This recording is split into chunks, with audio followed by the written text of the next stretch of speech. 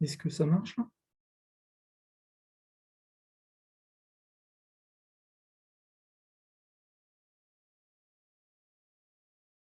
Est-ce que le micro fonctionne correctement? Ça a l'air.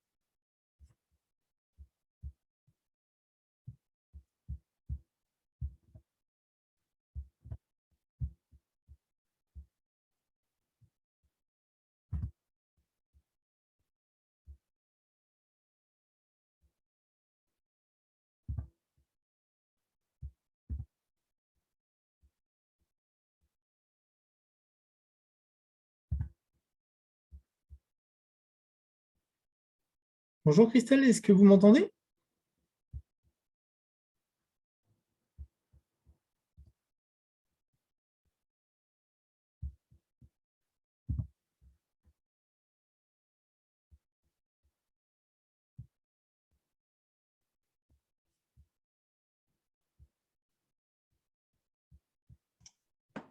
Salut David.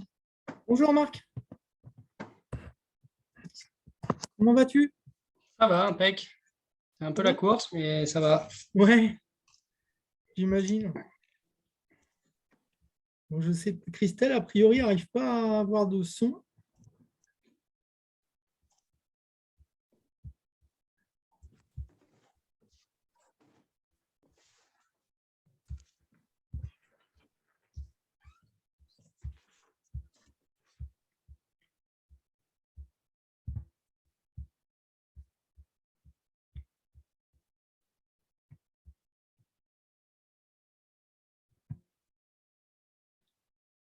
Ça va, ça se passe bien la ressourcerie?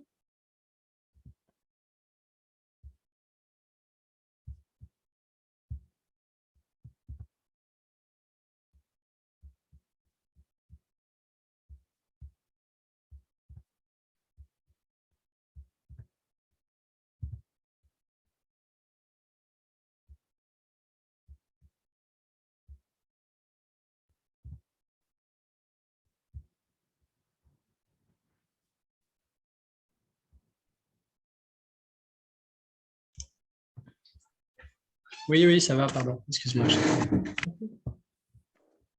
Du coup, là, j'ai Un vu que contact. tu as vu un contact de porteur de projet.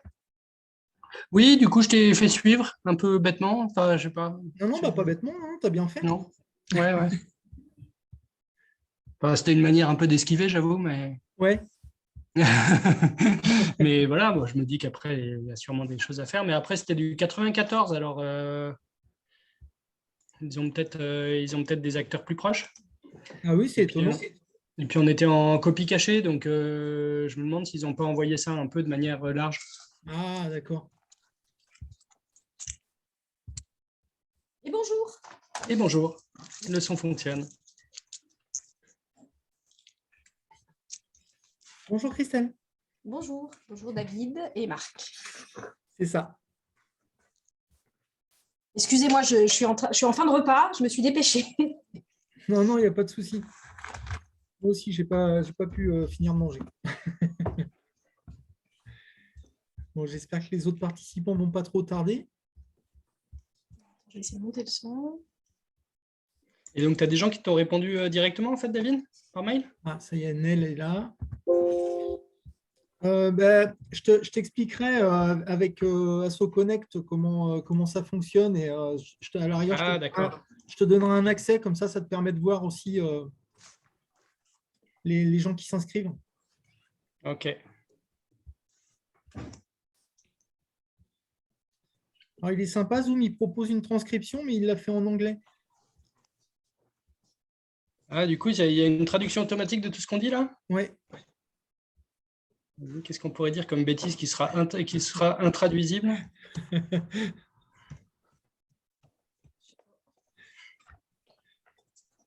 Il pleut des hallebardes. C'est la seule expression idiomatique que je connaisse en anglais. Salut, Ned. Today Unveiled. Bonjour tout le monde. Bonjour, Nel. Ce sont mes lunettes.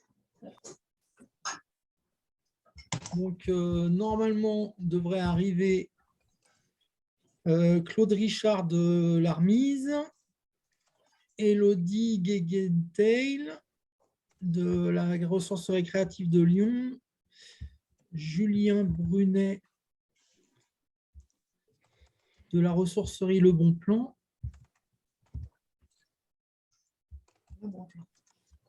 Marie Letrouy de Active Polatière, Guillaume Châtel de Bièvre-Valois. Ah oui, ça en fait du monde. Ouais, mais ils ne sont pas là.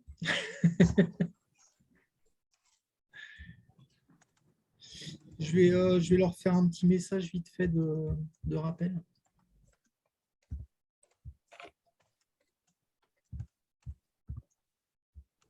Parce que je vais faire, c'est que...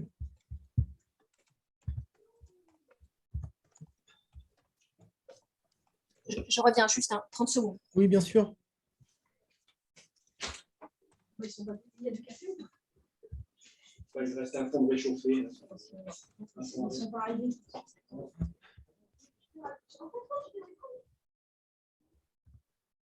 Élodie, hop.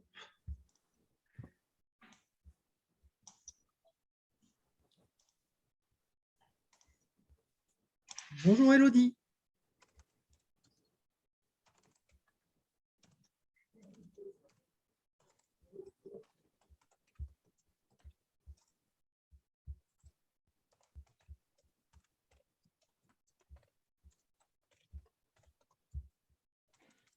Alors pour l'instant, on n'a pas encore l'audio d'Élodie.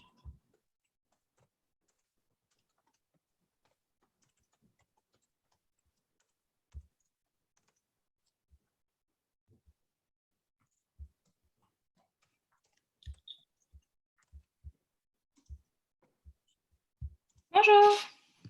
Bonjour Élodie. Bonjour.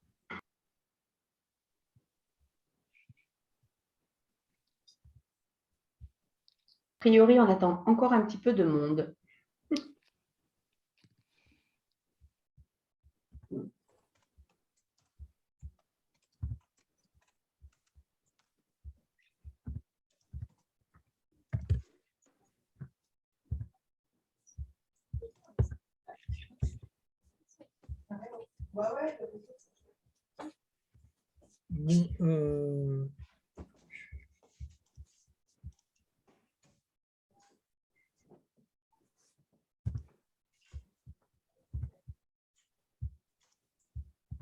Bon, je leur envoie un petit message, mais par contre, ouais, il ne faudrait pas qu'on tarde trop pour pas... Parce que c'était prévu jusqu'à 15 h, c'est ça? Oui, c'est ça, oui, c'est des formats d'1h30. D'accord. Et là, pour l'instant, je n'ai pas d'autres personnes qui se connectent.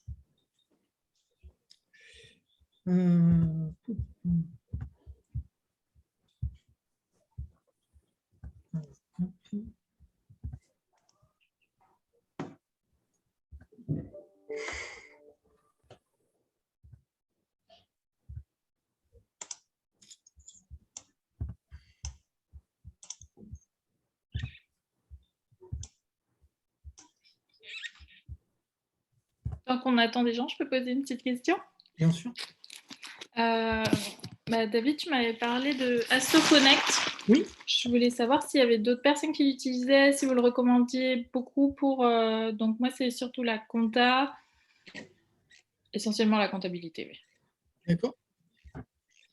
Bah, en fait, AstroConnect, c'est une plateforme, un logiciel qui a plusieurs outils, donc qui te permet de gérer la comptabilité jusqu'à la comptabilité analytique. Donc, ça peut être d'une comptabilité très basique à la comptabilité analytique. Tu as la création du site internet, une boutique de vente en ligne, la gestion de tes adhésions. Voilà, enfin, ça offre beaucoup de possibilités avec un coût qui est quand même très modeste. Sachant que pour la première année, si tu t'inscris sur la plateforme Solidatech, ça permet d'avoir un coupon de réduction sur la première année qui n'est pas inintéressant. Et après, je crois que c'est autour de 350 € par an pour un emailing de 100 personnes à peu près. Et puis après, en fonction du nombre d'adhérents ou le nombre de participants à la communauté, en fait, c'est ça qui fait augmenter ensuite le tarif. Ok. Voilà. Après, ce qui est intéressant, c'est que du coup, la partie comptabilité, tout ce qui est banque, en fait, tu peux avoir la connexion en ligne directement avec la banque qui t'importe les opérations automatiquement. Sur la partie des adhésions, il génère les factures de manière automatique aussi. Donc après, il n'y a plus qu'à enregistrer. Enfin, moi voilà, j'avais commencé à l'utiliser avec mon association là, dans le Puy-de-Dôme. Et c'est pour ça que je l'ai proposé ensuite à l'association pour pouvoir commencer à travailler. Donc, on a encore beaucoup à faire et là, il y a aussi un besoin de transmettre ensuite l'utilisation de l'outil. Parce que le propos, c'est vraiment aussi justement de faire vivre la communauté et que chacun puisse éventuellement se l'approprier. Là, dans l'idée, il faut que je crée un groupe de communication aussi si des gens veulent participer. Et du coup, voilà, on peut créer des collaborations en fait, vraiment par secteur. Donc voilà, et voilà, il y a plein de tutoriels qui permettent d'apprendre à gérer l'outil. Et il y a une plateforme d'assistance aussi qui est assez réactive, qui fait des webinaires également sur l'utilisation de l'outil assez récurrente, de manière assez récurrente. Donc voilà, enfin, moi je trouve que le rapport qualité-prix, franchement, c'est relativement intéressant.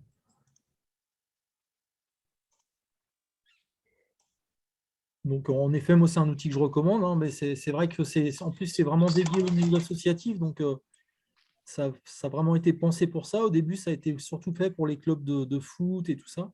Et puis petit à petit, ça s'est étendu. Et donc, avant, ils étaient qu'en France, mais maintenant, ils se sont aussi développés aux États-Unis. Donc voilà, ouais, franchement, c'est. Super, merci. Et Bon, on va essayer, je pense. tu peux démarrer une période d'essai gratuite aussi pour tester un petit peu et puis prendre connaissance des outils aussi. On va faire ça à la rentrée. Ok. Merci. Bon, Et moi, du coup, sur le sujet, je veux bien apporter une vision complémentaire, mais enfin, bon, après, tout dépend, à mon avis, de la taille de la structure. Et puis, effectivement, est-ce que la structure porte un ACI, par exemple? Parce qu'il y a quand même voilà, des éléments réglementaires qu'il faut respecter. Après, enfin, moi, c'est ma pratique, mais bon, après, chacun voit. Je trouve qu'avoir recours à un cabinet comptable, c'est pas mal aussi parce que ça permet d'avoir un extérieur et c'est aussi la possibilité de se donner des bonnes pratiques, justement en matière de comptabilité et de faire rentrer un tiers en fait dans le schmilblick qui peut être également de bons conseils et apporter des belles propositions. Voilà. Et les outils qui sont gérés en autonomie, moi je trouve que c'est vraiment intéressant selon un premier niveau, mais voilà, tout est à effectivement organiser en fonction de la taille de la structure et des impératifs qu'elle a, et puis de la complexité aussi des éléments comptables. Oui, nous, on démarre, donc c'est vraiment tout petit. Et puis, on ne fait pas d'insertion professionnelle non plus. Et je pensais aussi faire du mécénat, demander un mécénat à un cabinet pour qu'il nous aide au début, voir comment ça marche, etc. etc.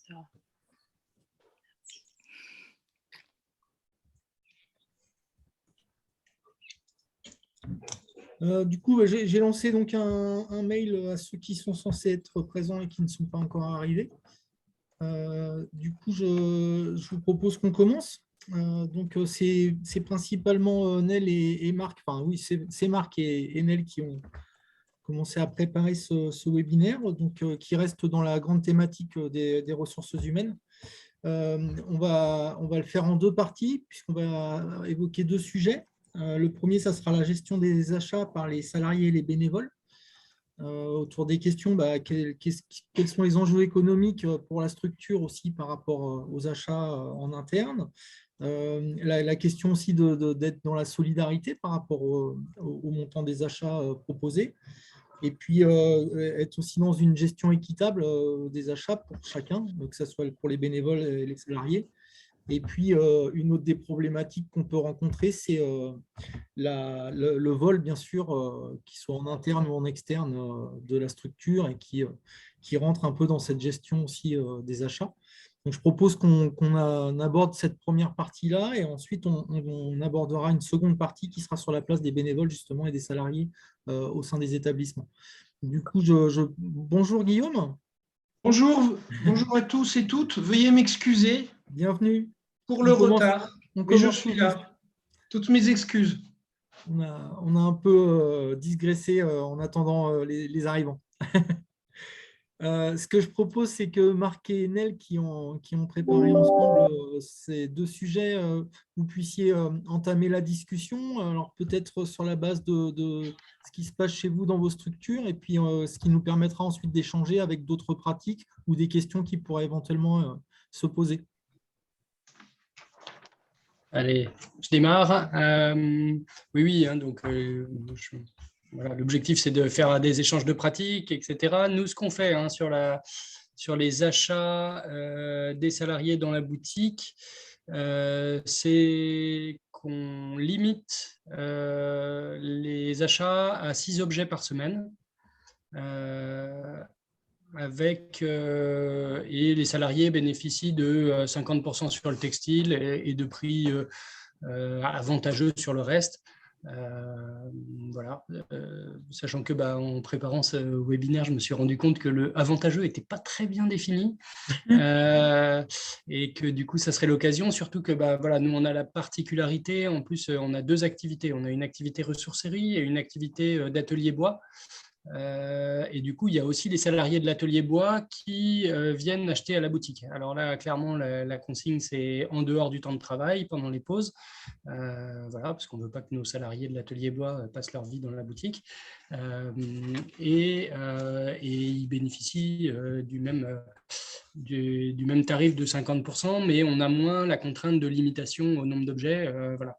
La limitation au nombre d'objets étant présenté comme l'idée de passer pas tout votre salaire dans les achats en boutique. Et puis aussi, vous travaillez, quand vous êtes là, vous travaillez pour Passiflore et pas pour vous. Et donc vous ne passez pas votre temps à trier les trucs qui vous intéressent, vous. C'est pour ce faire, les salariés de la boutique on a mis une étagère avec des caisses en plastique. Et ils stockent les objets dans leur caisse, chacun à son nom, durant la semaine, et on les encaisse qu'en fin de semaine. Et ça n'est évidemment que l'encadrante de la partie boutique qui peut encaisser les salariés, pour éviter évidemment toutes les formes de malversation ou quoi qu'on peut envisager. Voilà, sachant qu'elle fait des tarifs vraiment très avantageux, avec cette idée derrière de dire on préfère que les gens payent et ne payent pas trop cher, plutôt qu'ils ne payent pas du tout et que ça ne passe pas du tout en caisse. Voilà. Et dernier point, ces éléments-là, en tout cas la limitation à 6 objets par semaine est inscrite dans le règlement intérieur. Donc c'est quelque chose dont on informe les salariés dès leur entrée, puisque je lis avec chaque nouveau participant le règlement intérieur, dont cette partie-là. Question Élodie, ou je passe la parole à Nel? Vas-y, Élodie. Est-ce qu'il y a des personnes de l'atelier bois qui sont un peu jaloux, qui disent les gens qui trient, ils peuvent mettre directement et du coup, il y a des choses qu'eux ne peuvent pas voir? On n'a pas eu le cas. Voilà, on n'a pas eu le cas. Parce que le profil des gens est assez différent aussi. Voilà, c'est sûr que à l'atelier bois, on a quasiment exclusivement des hommes. Voilà, à la boutique, c'est un public plus mixte. Ouais, on n'a pas eu le cas. Merci.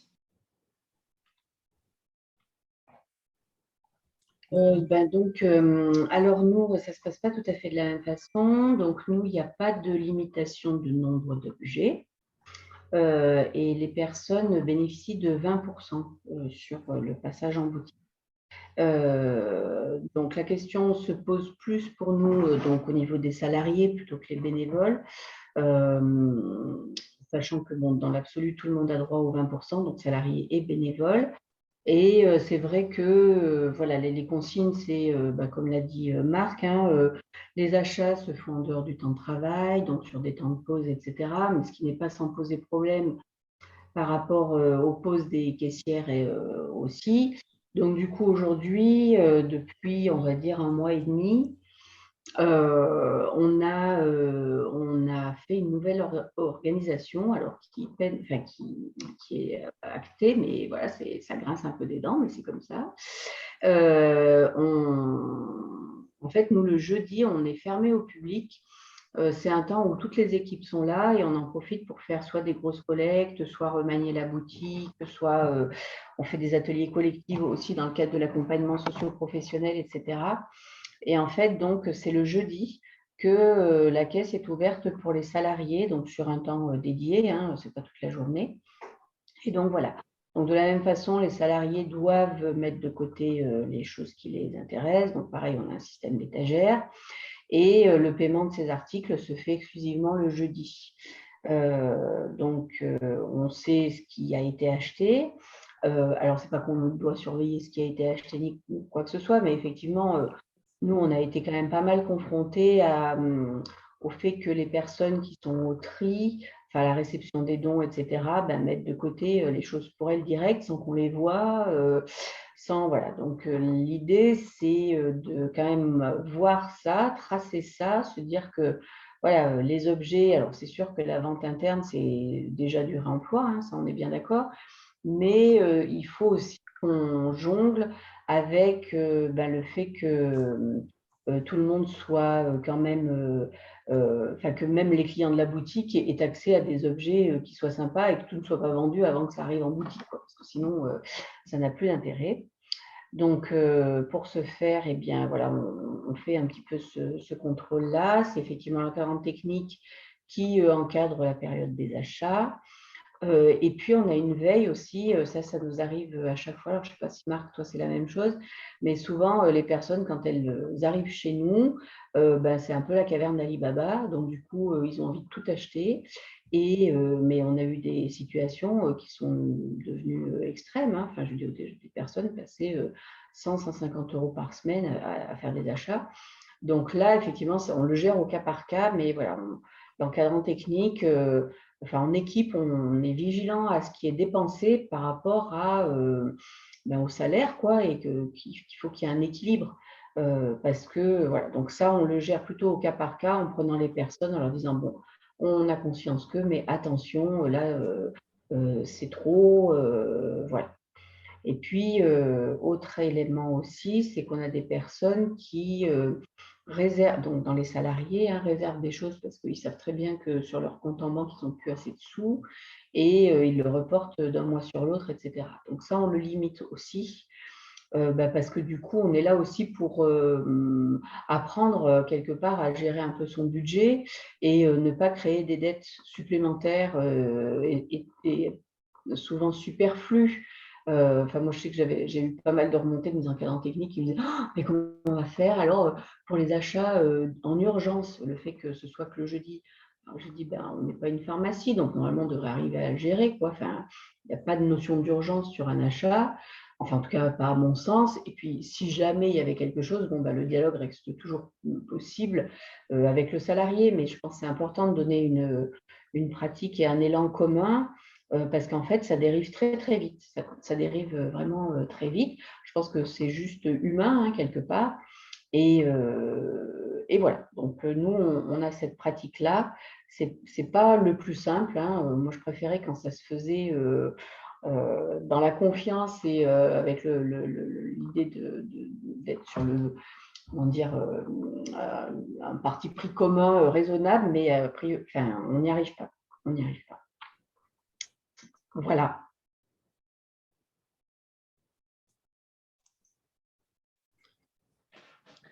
Sur la notion de budget, hein, moi, quand j'entends 150 € par semaine, clairement, hein, nous, on a eu des salariés qui faisaient un business un peu parallèle et qui faisaient de la revente, etc. Donc, c'est pour ça que c'est aussi important à cadrer les choses. Excuse-moi, Guillaume, je t'ai coupé. Non, c'est pas grave, Marc. Je rejoins plein de choses de ce qui vient de se dire. Il y a beaucoup de similitudes avec notre fonctionnement ici sur le territoire de Bièvre-Valloire. Je rajouterais, alors effectivement, on a un plafond à ne pas dépasser. Alors nous, on est très strict. Au départ, alors ça s'est fait avec le temps, avec la pratique. mais à un moment donné, on a même dit on plafonne à 50 €. Et s'il y a des achats d'urgence, de première nécessité, effectivement, c'est à voir au cas par cas, effectivement. Je rajouterais aussi une chose importante, c'est que nous aussi, avec le temps, on s'est aperçu pour limiter les achats d'objets qui venaient juste de descendre du camion, on a proposé une règle, c'était que à un moment donné, les salariés peuvent acheter notamment, et je parle essentiellement du gros volume, c'est-à-dire du mobilier ou du gros électro, il faut que ça passe en magasin au moins une semaine. Au bout d'une semaine et quelques jours, ils ont la possibilité d'acheter en fonction effectivement à partir du moment où ils respectent le plafond, leur budget, etc. Voilà, je rajouterais ça. C'est 50 € par semaine? Moi, je dirais par mois à un moment donné. Par mois? Parce Non, que, non, effectivement, hein, oui, il y a, moi, je vous rejoins hein, sur certains problèmes de budget. On n'en a pas souvent, mais notre fonction, c'est de travailler ça avec les salariés, oui. Et ils ont des tarifs? Moins 20%, comme ça a été dit. Ok. Effectivement, moins 20%, c'est la même chose. Et bien respecter la semaine passée en magasin, puisque la priorité ici, c'est effectivement le magasin. Donc voilà. Après, voilà, ça désigne beaucoup en priorité les meubles, et puis les meubles à forte valeur ajoutée, quoi. Voilà. Vas-y, Elodie. Et pour savoir que c'est resté une semaine, vous avez un système de code barre avec GDR ou quelque chose comme ça? Oui. Alors, pour les encombrants, effectivement, on a GDR. Et puis, les salariés intervenant dans le magasin, on respecte cette procédure. Dans tout ticket, prix, information, prix, on note la date de mise en magasin, la date, le jour où on a mis en magasin. Voilà. Merci.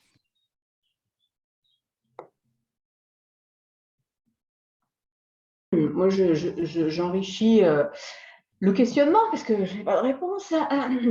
Donc, pour tout ce qui arrive en magasin, on va dire, voilà, c'est à peu près cadré. Nous, la chose sur laquelle on tâtonne encore, c'est tout ce qui est considéré comme n'allant pas en sortie de magasin, parce que la chose n'est pas dans l'air du temps, ou que dans le rayon, on a déjà 20 000 mugs et que les 10 000 qui arrivent, on ne va pas les mettre, etc.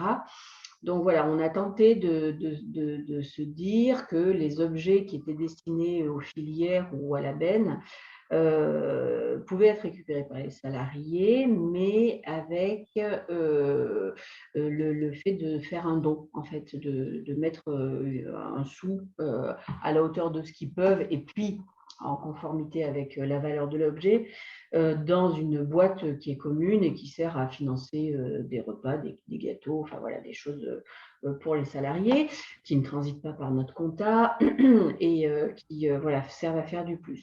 Mais ça, c'est quand même, enfin, en tout cas, moi, je me rends compte que c'est très, très difficile à suivre par les encadrants techniques qui ne sont pas tout le temps là, et que clairement, il y a des choses qui sont achetées avec ce prix symbolique qui auraient tout à fait trouvé leur justification dans le magasin, ou inversement, des choses voilà, qui sont achetées pour un prix symbolique dont on ne voit pas forcément la teneur, ou voilà, les gens me disent oui, non, mais j'ai acheté un euro symbolique, ou voilà, mais voilà. Donc ça, c'est la partie, bon, pour nous, ça se gère plutôt en zone de tri, de valorisation, et c'est vrai que ça reste difficile aujourd'hui pour nous. Nous, clairement, hein, il n'y a pas. Enfin voilà, c'est jeté. Ponctuellement, voilà, si vraiment il y a un truc, mais normalement, ce qui est acheté n'est pas utilisable, et du coup, il n'y a pas de raison de le réutiliser, quoi. Et donc, si tu veux des trucs, tu le mets dans ta caisse et il sera. Et par contre, on n'a pas de règle comme Guillaume en magasin ou pas. Effectivement, notre règle de limitation à 6 articles, on considère que ça suffit. Mais du coup, effectivement, il y a une priorité aux salariés pour choper les trucs bien. C'est clair. Mais bon, comme c'est que 6 par semaine, c'est acceptable. Alors, c'est 6 par semaine, mais du coup, pour chez toi, c'est combien de salariés sur la semaine? On a une quinzaine de salariés à la ressourcerie. Et puis après, tous n'utilisent pas cette possibilité-là, hein. Voilà, il y en a qui sont intéressés, il y en a qui sont moins intéressés.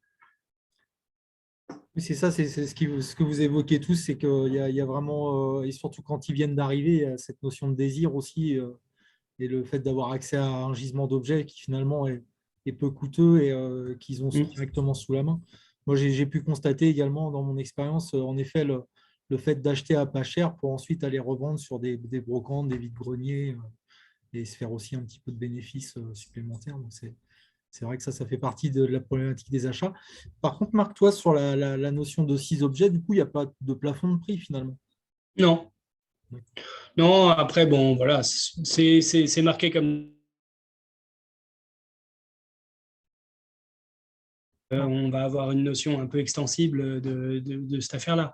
Mais comme toutes les règles, hein, forcément, on a tendance voilà, à être un peu laxiste, à accepter un petit peu plus et tout ça. Et puis après, il commence à y avoir de l'abus. Et donc, on revient strictement à la règle. Voilà, non, du coup, maintenant, vous avez abusé. Maintenant, c'est 6, c'est pas un de plus, etc.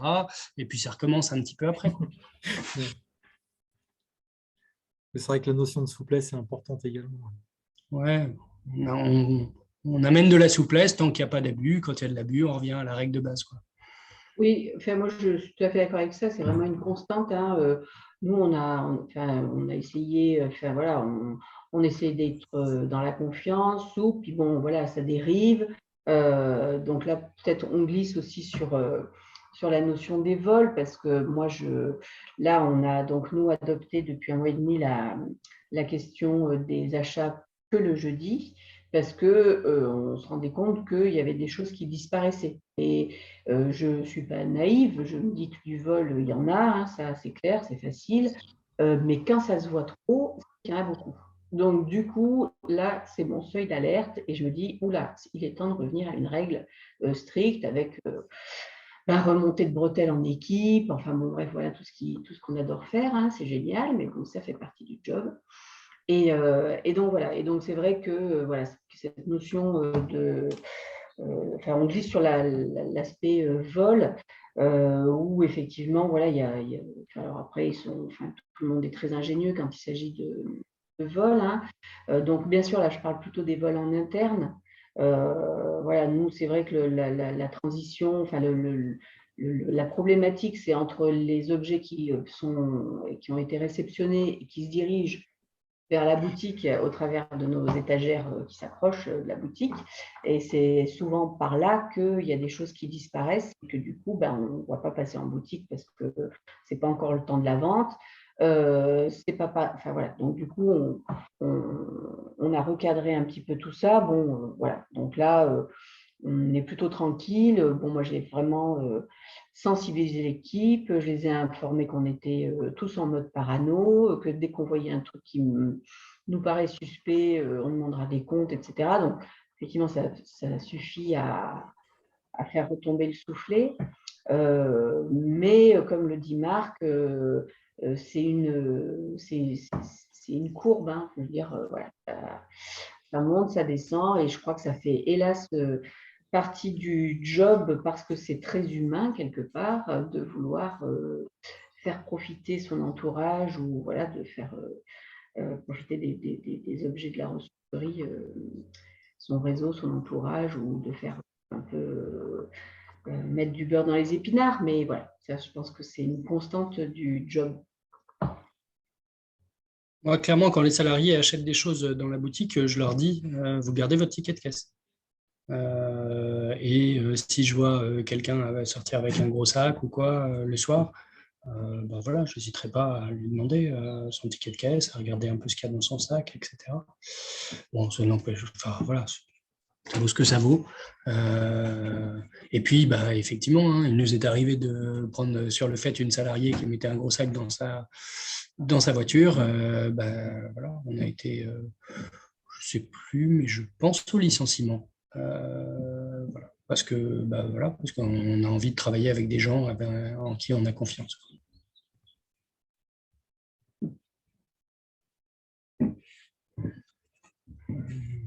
C'est quand on se fait prendre sur le fait. Après, probablement, il y a des choses qu'on ne voit pas. Ça permet de limiter un peu les choses. Après, c'est sûr, hein, les petites bagues, les petits objets, les trucs qu'on met dans la poche, incontrôlable. J'ai arrêté d'acheter des piles pour tester les objets. Oui. Ça me saoulait de les voir disparaître tout le temps.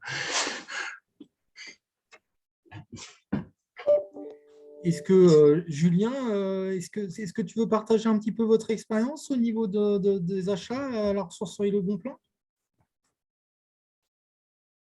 T'as ton micro coupé.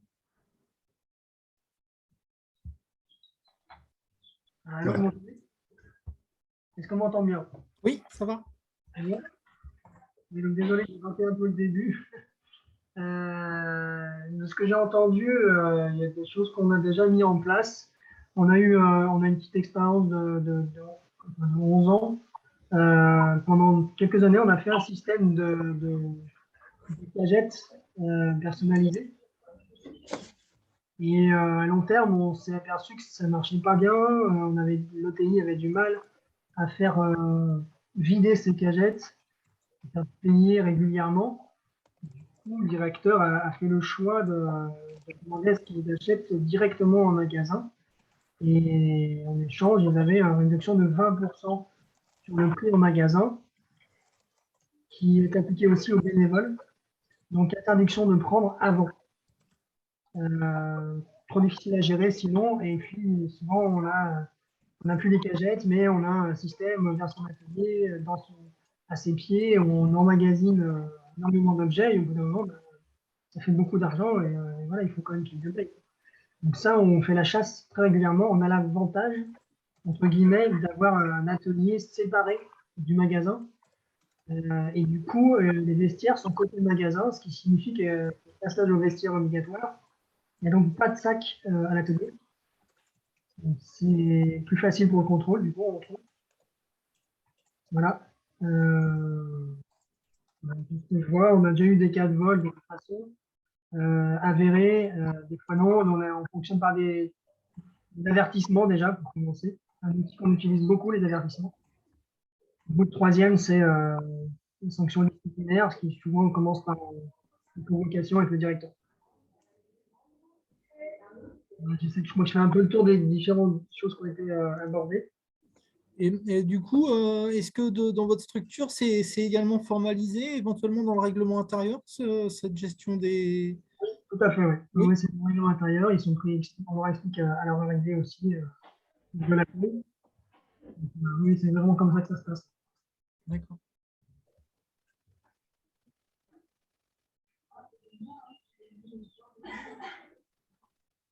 Et pareil, on a eu souvent, alors, plus les bénévoles que les salariés, mais qui vraiment venaient par intérêt.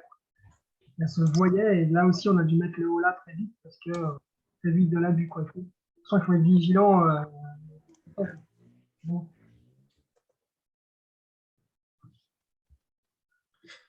Oui.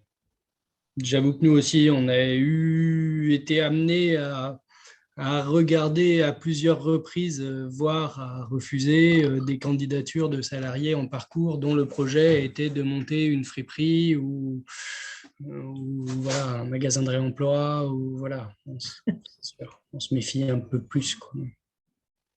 On a eu des cas, nous aussi, même d'anciens clients qui se sont présentés candidatés et connaissant leur activité, on a fait le choix de ne pas les prendre, tout simplement. On savait bien ce qui allait se passer.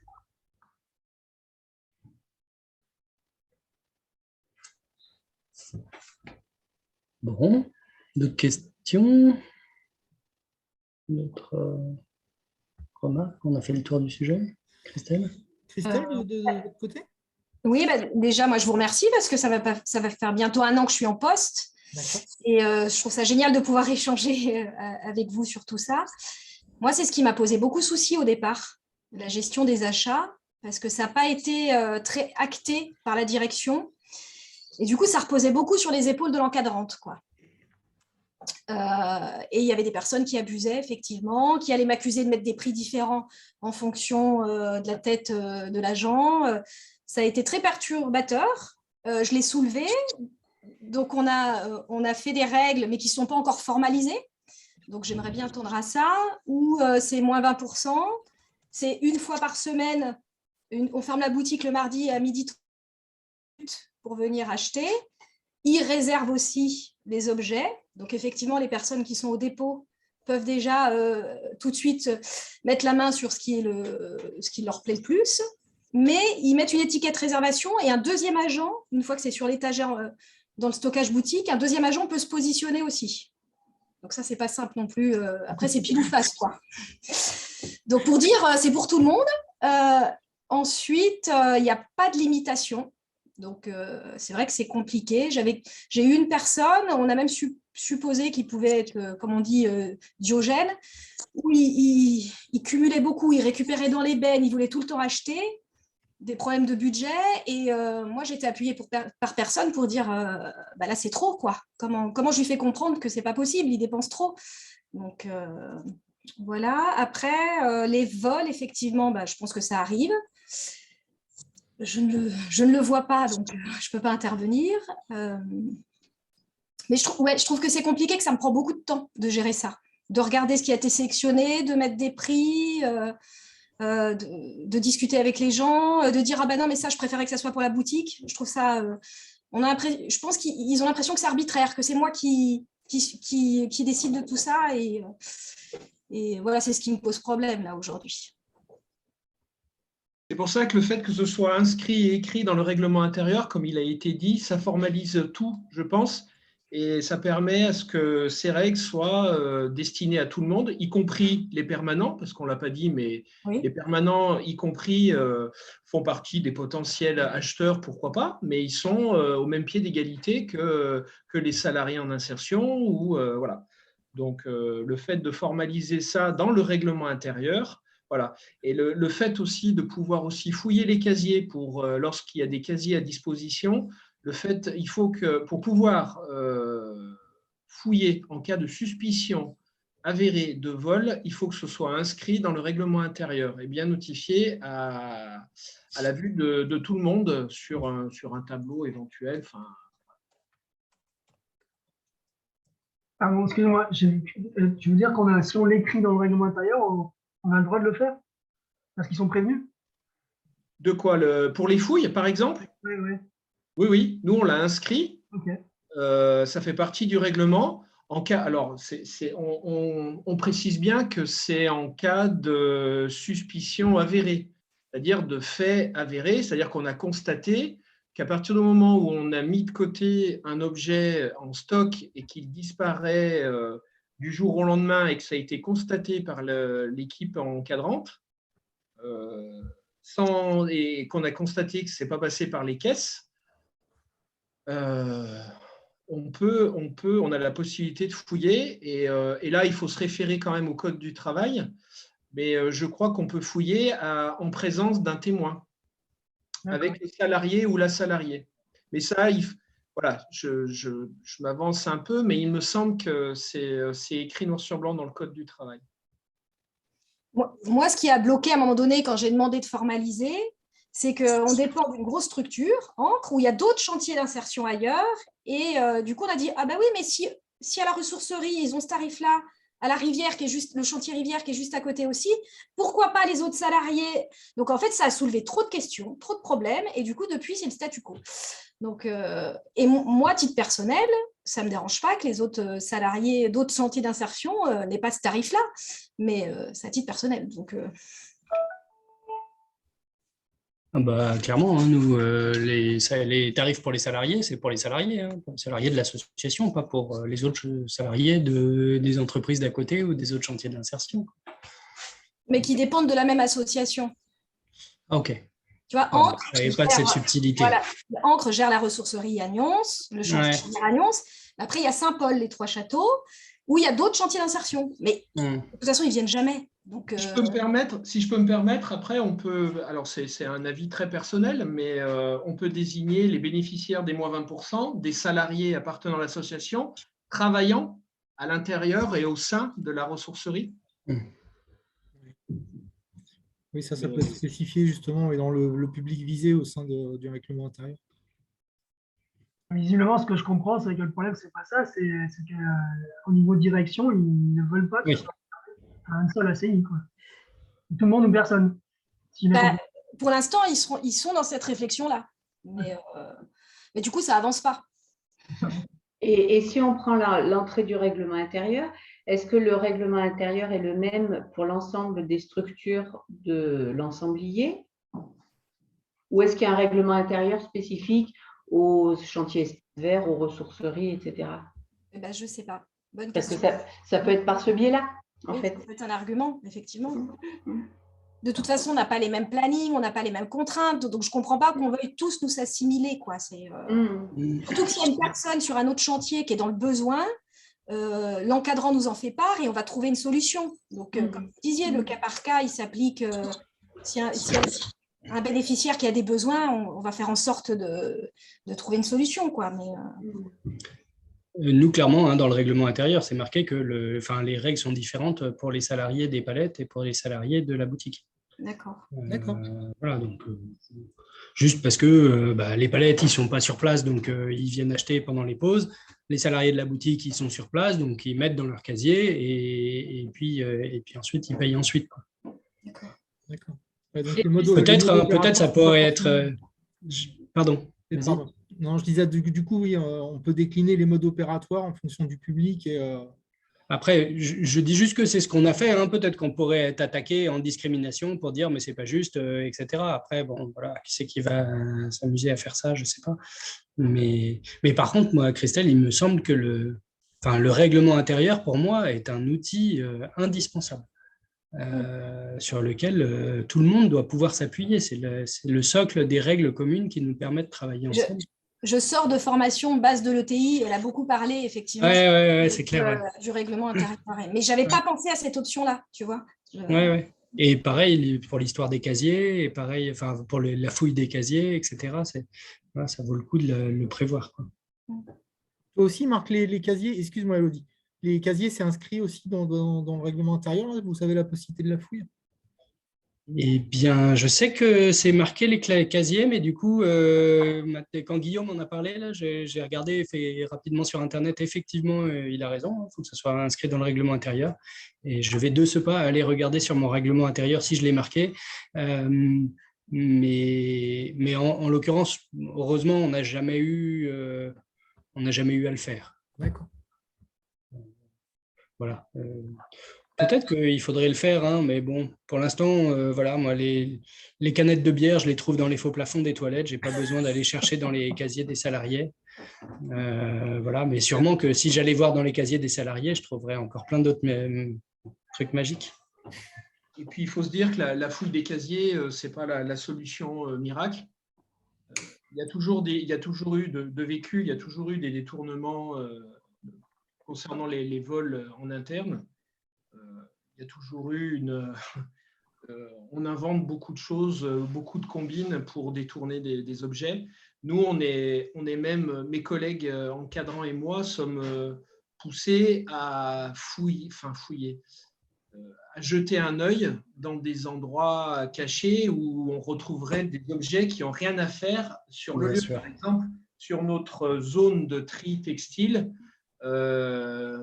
je vous invite à regarder si vous avez mis en place le principe de table, etc. Je vous invite à regarder sous les tables très régulièrement, car vous verrez, hein, on retrouve parfois des électros, de la petite déco, parfois des petits jouets, voilà, qui n'ont rien à faire avec le thème de la zone de travail. Donc, voilà.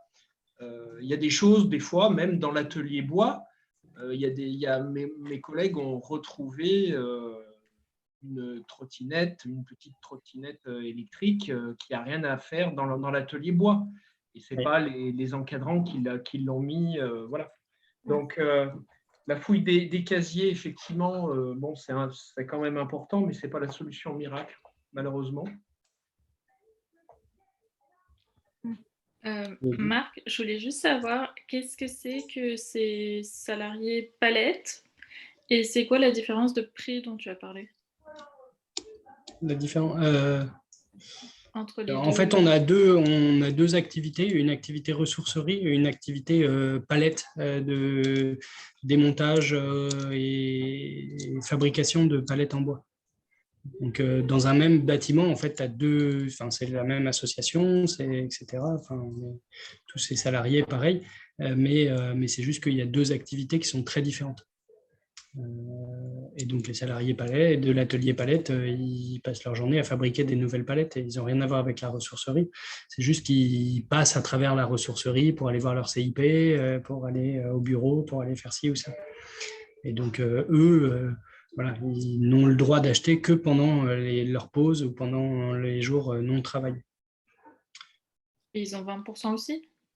Et comme je disais, ils ont 50% sur le textile, tous les salariés ont 50% sur le textile et des tarifs préférentiels sur le reste, mais qui ne sont pas bien définis. Et en l'occurrence, pour les salariés de la boutique, ça n'est que l'encadrant de la boutique qui les encaisse et qui leur fait des salariés des tarifs très bas. Là où les salariés des palettes se font encaisser par les salariés en insertion de la boutique et ne bénéficient pas forcément de prix aussi bas. Donc, c'est pour ça que je pense que je vais mettre une règle pour dire c'est, je sais pas, 20, 30, 40% pour tout le monde, je m'en moque, mais que ça soit la même pour tout le monde, parce que là, il n'y a pas trop de raison, quoi. Et, excusez-moi. Et en période d'essai, les personnes ont le droit d'acheter? Qu'est-ce que vous en pensez? Moi, je n'ai pas fait de distinction, mais ça pourrait s'entendre. Hein. C'est ce que vous évoquiez tout à l'heure. Même moi, je l'ai vécu quand je suis arrivée. Le fait qu'on est tenté. Il y a tellement d'objets, on se crée des besoins. Et je me dis, quand tu viens d'arriver, c'est peut-être pas là-dessus qu'il faut focaliser, quoi, et prendre du recul. Et comprendre comment ça fonctionne, mais ça, c'est moi qui l'ai instauré toute seule, donc c'est pareil, on peut me dire que c'est arbitraire, quoi. En même temps, une décision employeur, c'est arbitraire, hein, mais c'est le droit de l'employeur aussi. Hein.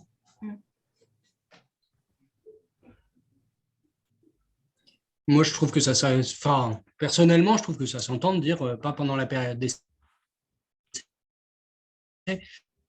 Or, évidemment, on n'a pas dit, mais qui semble évident, hein, s'il y a vraiment une problématique sociale identifiée, particulière, un gars qui dort, je ne sais pas quoi, qui a besoin d'un truc urgent, là, bien sûr qu'on trouve des solutions individuelles au cas par cas pour un prix symbolique, juste pour le dépanner, quoi. Il y a Robert Reynaud, justement, Marc, qui avait signalé là, dans ce que tu as partagé là, sur le questionnaire que tu avais fait, qui signalait que dans l'idée, de toute façon, un salarié, c'est aussi un client. Donc, potentiellement, il est d'abord aussi client. Et après, donc là, on est vraiment sur cette question de l'achat en tant que salarié avec des avantages à proprement dit. C'était dans ce sens-là qu'il l'avait évoqué par rapport au questionnaire? J'avoue que je ne sais pas, sa deuxième remarque sur les bénévoles m'a accroché l'œil et du coup, tu as laissé la première. Non, moi, je n'aurais pas tendance à considérer les salariés comme des clients comme les autres. Mais... D'abord et avant tout nos salariés, et puis c'est bien qu'ils aient, je trouve ça bien dans l'esprit qu'ils puissent avoir un peu des avantages, c'est un petit avantage en nature qui n'est pas non plus fou et qui, je trouvais symbolique de dire on se préoccupe aussi des salariés et on vous fait des prix, quoi. Ouais, moi, je suis d'accord. Ça rejoint aussi la question qui avait été soulevée sur la dimension de la solidarité. On est quand même dans un univers particulier, alors sans comment dire, parler d'assistanat, enfin voilà, mais bon, je pense qu'on fait tous pareil, c'est-à-dire que nos salariés sont payés au SMIC. Nous, on a des temps de travail qui sont en activité réduite, puisqu'on fait du temps partiel, mais on fait des contrats de 26 heures. C'est vrai qu'à la sortie, ça fait quand même un petit salaire. Moi, je trouve que c'est quand même dans notre éthique, on va dire, de faire bénéficier davantage les salariés, mais comme le font d'autres boîtes. Quand vous travaillez dans un game vert, vous avez 20%. Enfin, voilà, je trouve que c'est le geste de l'employeur et c'est intéressant, sachant qu'effectivement, peut-être ce qui nous caractérise, c'est qu'effectivement, on fait aussi du cas par cas et qu'en situation extrême, d'urgence, des choses comme ça, bon, ben, on trouve toujours une façon de s'arranger parce qu'on est là aussi pour ça. On est dans l'insertion, il ne faut pas se le cacher. Et l'insertion, c'est aussi ces problématiques de moyens financiers, le fait de faire face à des situations. Enfin voilà, vous voyez bien un petit peu le panel des salariés qu'on a, que ce soit voilà, des parents solos, des choses comme ça. Alors effectivement, bon, ben, à Noël, ça reste un moment aussi où il faut être vigilant parce que tout le monde veut acheter, machin, etc. Mais en même temps, je trouve que ça fait vraiment partie de notre job. Et puis, enfin, moi, c'est ce que je dis aux permanents aussi, c'est que bon, on est dans un univers de travail particulier et qu'il faut aussi qu'il y ait des avantages pour tout le monde, parce que sinon, c'est pas intéressant. Donc, du coup, voilà, le petit rabais qu'on fait, même, enfin, nous, vous voyez, on n'est pas aussi généreux que Marc, on ne fait pas 50%, on fait 20%, mais c'est un petit coup de pouce que moi, je ne me verrais pas enlever aujourd'hui, justement, parce que ça permet aussi de se dire que les salariés, ils ont le sentiment d'être, enfin, de compter justement un peu plus que des clients et d'avoir des avantages. Voilà. Moi, c'est plus cette philosophie-là et cet état d'esprit-là. Mais en essayant de ne pas se faire déborder. Tout ça. Oui, Elodie? Je veux juste vérifier que ce que vous dites là, c'est aussi pour les bénévoles et pas que les salariés en insertion, par rapport notamment à la législation qui est assez stricte pour le bénévolat, quoi. Alors, je ne sais pas à quoi tu fais référence sur l'histoire de la législation. On n'a pas le droit de payer des bénévoles. Oui, mais là, ce n'est pas payé, là, c'est un avantage pour quelqu'un qui a adhéré à l'association et qui est bénévole actif. Alors après, voilà, après, ça c'est à chacun de voir aussi en fonction de ses statuts, le niveau de bénévolat, etc. Mais oui, nous, ce qu'on applique aux salariés est appliqué également aux bénévoles. Je ne fais pas de distinction de ce côté-là. Et donc, pour moi, je ne crois pas qu'on puisse dire que ce soit une rémunération du bénévole, c'est plutôt un allègement de son achat. Il faut bien, je pense, définir. Nous aussi, on a eu quelques soucis avec certaines personnes qui s'impliquaient durant leur temps libre à notre ressourcerie. Et finalement, on est arrivé à la distinction. On n'a pas beaucoup de bénévoles, mais en fait, on distingue plusieurs personnes. Et ça revient à bien définir le bénévolat. Moi, je suis allé sur Wikipédia, j'ai lu bénévole, au mot bénévole, parce qu'on a été confronté aux personnes qui s'impliquent, mais qui sélectionnaient, pareil, voilà, des articles dans le stock, qui souhaitaient discuter les prix, voilà, donc et qui disait écoutez, moi je vous donne quand même de mon temps. En gros, ça voulait dire faites un effort. Moi, dans ces cas-là, je dis souvent à mes collègues lorsqu'on en parle et on essaye de trouver une solution en collectif, c'est de dire mais attendez, là ça devient du troc. C'est de dire moi je viens en tant que bénévole, je donne de mon temps et en échange vous me facilitez l'accès aux produits. Je suis désolé, c'est pas du bénévolat, c'est pas la définition du bénévolat. Et il y a on a plusieurs personnes qui rentrent bien dans la définition, c'est-à-dire qu'on a une dame notamment qui vient depuis longtemps et qui est très raisonnable dans les achats, déjà et d'une, parfois elle n'achète rien du tout. Elle vient vraiment et passe toute une après-midi, alors en l'occurrence dans la partie jouets, et c'est rare qu'elle achète. Et quand elle achète, c'est vraiment une misère. Et elle l'achète, elle ne demande rien, pas de remise, ni rien du tout. On sent bien que c'est une implication bénévole. Et là, quand ça devient, quand on essaye d'expliquer, ben non, là, faut être raisonnable. Ça, c'est destiné. En plus, c'est un tri qui a été fait par les salariés, c'est destiné au magasin. Et quand la personne insiste à dire oui, mais bon, je vous le paye, tant que je vous le paye, j'ai le droit.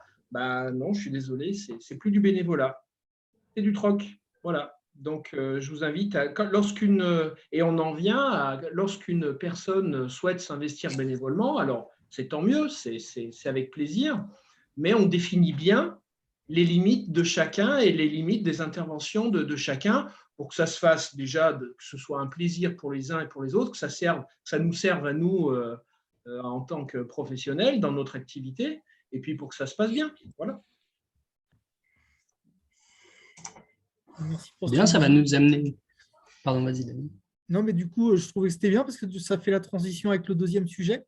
Ce que j'allais dire. J'avais juste envie de clôturer en fait le premier en disant que ce que je retenais, c'est qu'il y avait quand même une base commune finalement sur la gestion des achats dans les établissements. Et je pense qu'on pourrait, avec ce que vous avez déjà mis en place, faire une proposition à destination de nos adhérents et des futurs porteurs de projets, éventuellement aussi de structures de réemploi, justement d'avoir cette trame-là à intégrer dans un règlement intérieur qui reprend justement la question des achats par les bénévoles et les salariés dans la ressourcerie. Moi, juste une petite remarque, excusez-moi, très très rapidement. Ce que je trouve intéressant, ce qui a été dit et ce que nous, on ne l'a pas mis en place, c'est le principe que les ventes se passent à un instant T, à un jour particulier. Et je trouve ça super intéressant pour limiter effectivement les tentations de vol ou les achats compulsifs. Voilà. Et je trouve ça, et je pense qu'on va en parler en équipe et on va mettre ça rapidement en place.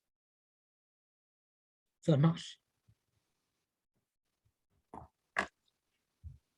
Du coup, sur la transition que tu as pu faire, Guillaume, on enchaîne sur la place des… Il nous reste 30 minutes pour échanger justement sur la place des salariés, des bénévoles au sein des établissements. Du coup, Marc, tu voulais reprendre le flambeau, là enfin la main, pardon. Je vais laisser Nel commencer sur ce sujet-là. D'accord. Donc, la place des bénévoles, alors ça, c'est pareil, hein, on tâtonne, on essaye, on fait des erreurs, on essaie de capitaliser. Donc, au final, où on en est aujourd'hui? Donc, moi, j'ai décidé, c'est très difficile, mais j'ai une position un peu ferme là-dessus, c'est-à-dire que je ne souhaite pas qu'il y ait de bénévoles dans la partie productive de l'activité, parce que ça fout le bordel. Ça fout le bordel parce qu'effectivement, ben, je rebondis sur ce que Guillaume dit. Hein, voilà, le fait de dire oui, mais moi je suis là, alors voilà, mais voilà. Et donc, bon, les bénévoles qu'on a eus, nous, c'était beaucoup sur des questions de tri, notamment le tri textile avec beaucoup de femmes. Et ça crée des discussions qui sont sans fin sur ah, mais elle a jeté ça, mais pourquoi, mais ça, il faut qu'on le garde, mais c'est beau, mais machin et tout. Bon, bref, sachant que, comme d'habitude, enfin, je crois que c'est à peu près une constante au sein des ressourceries, on arrive à vendre péniblement 25% de ce qu'on nous amène en matière textile. Donc, ce qui est quand même très très peu, et les 75 autres %, c'est pas forcément des choses qui sont moches, trouées ou voilà, c'est simplement que il faut qu'on ait des rotations et qu'on ne peut pas absorber tout ce qu'on nous… Voilà. Donc c'est un peu mon arlésienne là, sur le textile, mais pas que, hein, ça se décline au travers des autres rayons. Et c'est vrai que du coup, moi je me suis rendu compte, on a essuyé beaucoup de temps de discussions en équipe, de salariés qui, suite au passage d'un bénévole, étaient tout chamboulés, ils avaient le sentiment qu'ils étaient complètement remis en question dans le travail qu'ils faisaient, surtout que c'est des consignes qu'on leur donne. Donc voilà, donc ça a fouté le bazar. Donc le Covid nous a bien aidés de ce côté-là. Parce que voilà, il y a eu beaucoup moins de temps de bénévolat. Et c'est vrai qu'aujourd'hui, nous, les bénévoles, sont présents donc sur l'organe de la gouvernance, bien sûr, au travers du conseil d'administration et du bureau. Et puis, on a un petit staff aussi de bénévoles qui est présent sur les actions de sensibilisation, qui sont des actions donc, qui se font souvent, donc qui peuvent se faire au sein de la ressourcerie, mais aussi en extérieur, où là, on a construit des petits ateliers créatifs, j'ai envie de dire, et où les bénévoles sont là. Donc, le travail qui se fait conjointement avec l'équipe de salariés, c'est de mettre de côté la matière nécessaire pour mener à bien les ateliers de sensibilisation, mais ça se limite à ça. Et puis, bien sûr, dans l'idée de créer de la cohésion, on fait des petits moments, des événementiels. Donc, la semaine dernière, par exemple, on avait notre assemblée générale, qui sont des moments aussi où équipes salariées et bénévoles se rencontrent, mais c'est plus au travers d'événements particuliers et festifs de l'association, plutôt que voilà, sur la partie productive en tant que telle, moi, je n'y tiens pas. Voilà.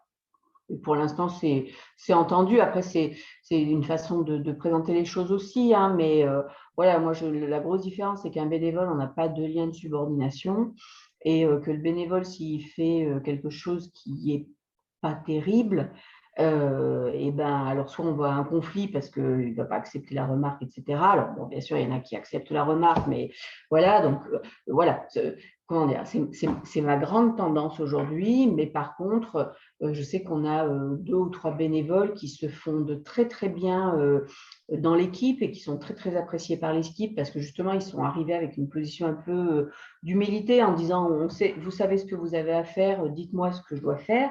Ce qui est l'approche, à mon avis, la plus humble et qui est la meilleure garante d'un bon fonctionnement et d'une bonne répartition, mais ce n'est pas tout le monde. C'est pas tout le monde. Donc, bien sûr, ces bénévoles-là peuvent venir quand ils veulent à la ressourcerie parce que tout le monde est content de les voir, mais c'est pas enfin, voilà, on a eu tous les cas de figure et en général, quand ça se passe mal, c'est là que ça laisse plus de traces que quand ça se passe bien. Voilà. Et vous avez combien de bénévoles aujourd'hui, Nel? Alors, c'est vraiment la géométrie variable, mais on va dire que dans les bénévoles actifs, on en a une quinzaine. Ah, quand même. Voilà. Une quinzaine plus, alors oui, ce que je n'ai pas dit aussi, c'est que la place des bénévoles, donc nous, mais ça c'est complètement en dehors de la ressourcerie, on a un staff de bénévoles, donc il faut en rajouter une dizaine dans ce staff-là, qui anime un Repair Café. Et donc comme nous, on n'a pas de place à la ressourcerie, l'animation du Repair Café se fait donc, dans les locaux de la MJC. Mais c'est vraiment pour le compte de la ressourcerie, puisque c'est nous qui avons équipé, fait les livrables, la communication, tout ça, etc. Voilà. Et c'est vrai que ces bénévoles-là, c'est un petit groupe, j'ai envie de dire, plutôt autonome, qui vient de temps en temps au sein de la ressourcerie, mais voilà, qui vit vraiment sa vie. Et moi, je trouve que c'est plutôt intéressant parce que ça démultiplie l'action de la ressourcerie, notamment sur ce pilier sensibilisation. Et qui est clairement déconnecté de l'activité productive.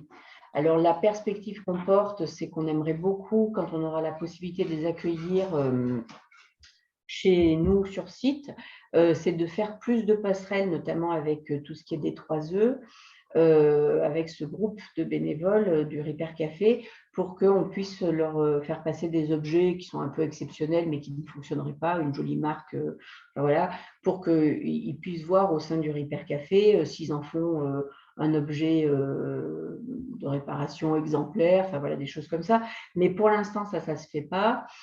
Parce que voilà, ce Repair Café ne se fait pas sur le même site et qu'en plus le Repair Café c'est le samedi après-midi et le samedi après-midi, l'équipe qui travaille est en place à la ressourcerie et que c'est une grosse journée pour nous le samedi. Donc voilà. Donc, du coup, tu as plutôt des profils de bénévoles à caractère militant, quoi. Alors, on a, oui, à caractère plutôt militant. Donc, ceux-là, souvent, on les retrouve aussi au sein du conseil d'administration. Et puis, il y a, voilà, ils viennent, en tout cas, nous, nos bénévoles viennent vraiment par sympathie du pilier environnement. Action sur l'environnement. et pas forcément sur l'insertion. Et c'est justement ce qui est difficile aujourd'hui, c'est qu'une ressourcerie, elle est identifiée par le grand public sur son pilier environnement, mais que si on a un atelier chantier d'insertion, bah, c'est quand même aussi c'est un grand pan, ce volet insertion, qui est rendu peu visible et qui, du coup, voilà, demande beaucoup d'explications aux bénévoles pour se situer dans le pourquoi du comment. Et puis, voilà, les bénévoles, je vois très souvent, hein, ils nous approchent avec une vision, en fait, loisir créatif. Je caricature exprès, je force le trait. Voilà, mais quand on traite des tonnes de matière, bah, c'est vrai que c'est plus tout à fait la même échelle et ça ne se situe pas au même niveau. Donc voilà, on a toute cette difficulté d'harmonisation, en tout cas de faire monter le bénévole au niveau de ce qu'est réellement la ressourcerie et en même temps qu'il puisse trouver une place. Parce que déjà qu'on n'en a pas beaucoup quand même, donc si en plus ils ne trouvent pas de place, c'est compliqué. Merci Nel. Juste une question, est-ce que vous formalisez l'accueil des bénévoles dans la structure du coup? Alors oui, on essaye. Alors, il y a la théorie et puis il y a la pratique, mais oui, dans l'absolu, on essaye. Donc on a quelqu'un au niveau du membre du conseil d'administration qui est un peu le référent de l'accueil du bénévole. Donc, quand on a une personne qui se manifeste soit directement à moi, soit par des salariés, soit par le conseil d'administration, on propose toujours donc un rendez-vous avec cette personne du conseil d'administration de façon à ce qu'il y ait déjà une première explication de ce que c'est vraiment la ressourcerie et qu'on ne voit pas que le côté iceberg, loisir créatif. Pour expliquer ce que c'est et puis expliquer aussi le bénévolat pour la ressourcerie trimaran, qu'est-ce que ça signifie, voilà, pour déconstruire aussi un certain nombre de choses, de représentations, parce que voilà, on a des bénévoles qui disent moi j'adore jouer à la marchande, je voudrais jouer à la marchande.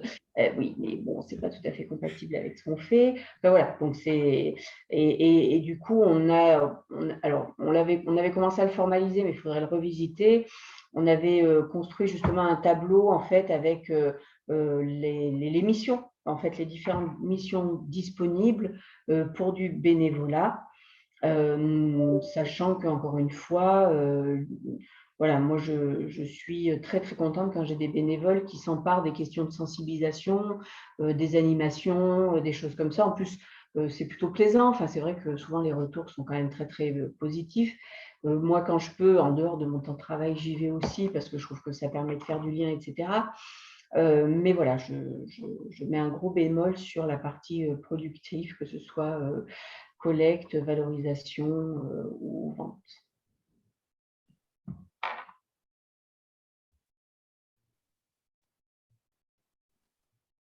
Merci. Et vous avez une charte? Une vieille. Ouais, on avait travaillé la charte des bénévoles il y a un moment, mais c'est vrai que enfin, voilà, ça fait partie des choses qu'il faut qu'on fasse, sachant que c'est vrai que ben voilà, comment dire, le bénévolat, on en a besoin, et dans le même temps, c'est malgré tout pas le travail du quotidien. Donc, c'est souvent ce qui vient en dernier. J'avais essayé de travailler ça avec mon conseil d'administration, justement, sur la place du bénévole, l'intégration, le recrutement, etc. Mais je peine à constituer un groupe de travail et il est hors de question que je me tape tout. Donc, voilà. Pour l'instant, c'est à faire, mais c'est pas. Enfin, c'est entamé, mais c'est pas abouti du tout. C'est pas satisfaisant. Alors, juste pour information sur la question de la charte, il y a France Bénévole, c'est France Bénévolat, je ne sais plus, qui a une charte qui est très très bien faite, qu'on peut s'approprier ensuite au sein des structures. Voilà. Enfin, c'était juste. Il y a des documents qui existent sur l'accueil des bénévoles, justement. Peut-être moi je pourrais compléter à ce niveau-là parce qu'on est pas mal avancé sur ce sujet. On a entre 40 et 50 bénévoles actifs. Wow. Du coup, si on est obligé de formaliser, sinon c'est le bazar.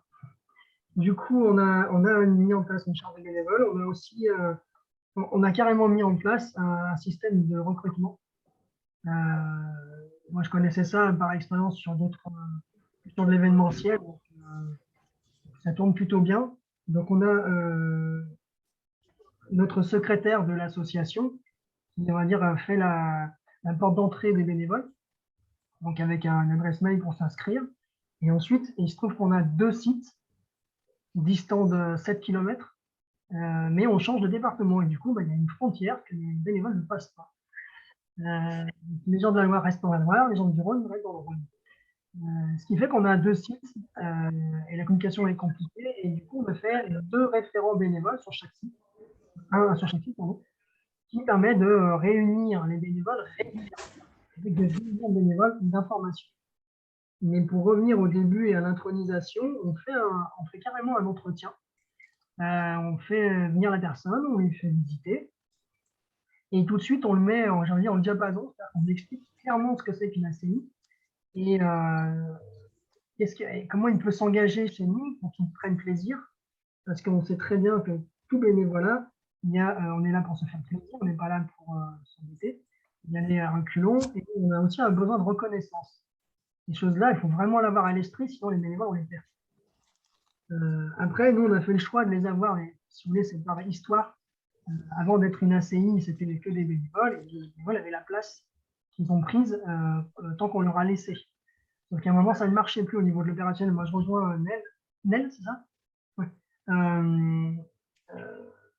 Dans le sens où c'est très compliqué à gérer dans la partie opérationnelle, mais nous, on les a toujours eus. On a fait en sorte de faire un renouvellement des bénévoles parce qu'il y a pris des mauvaises habitudes.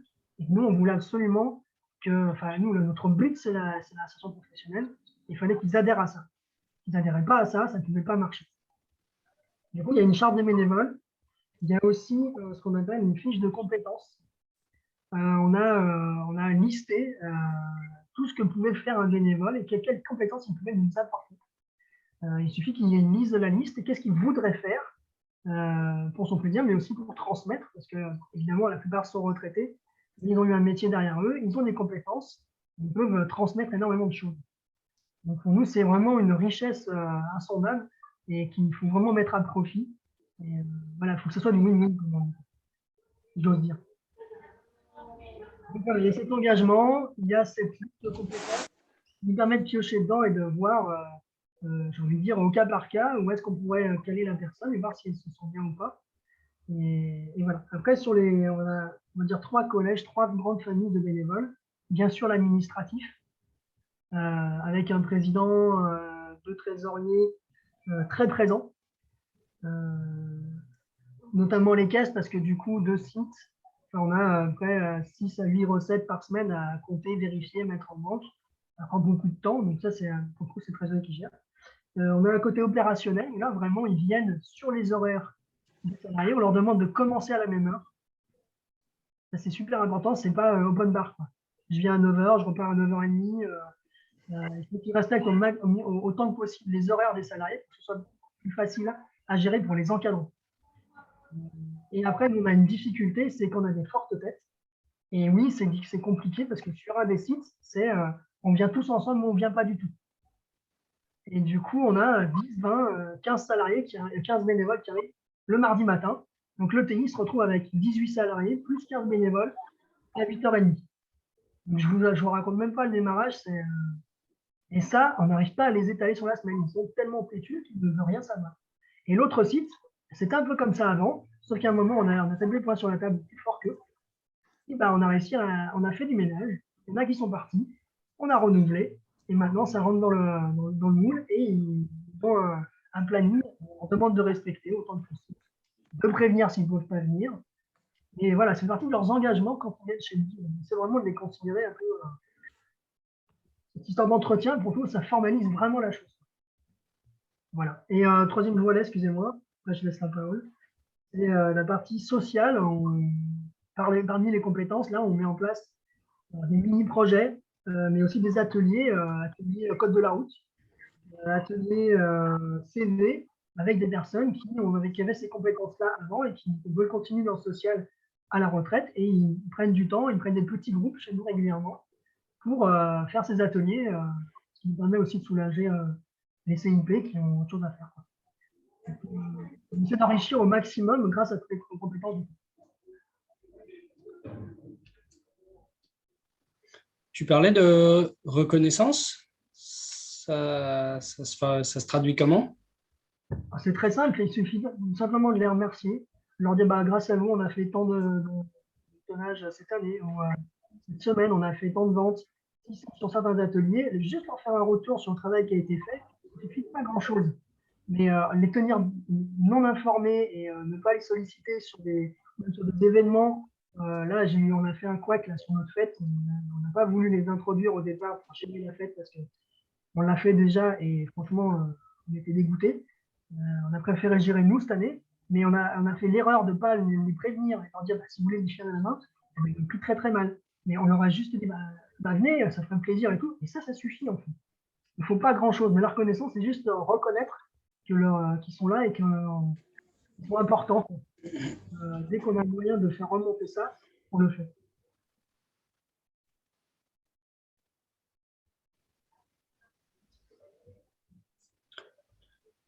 Merci. Nous, moi, j'ai pas trop de, enfin, on a très peu de bénévoles, hein, nous, clairement, donc on n'a pas trop de soucis. On a un super bénévole qui trie des livres.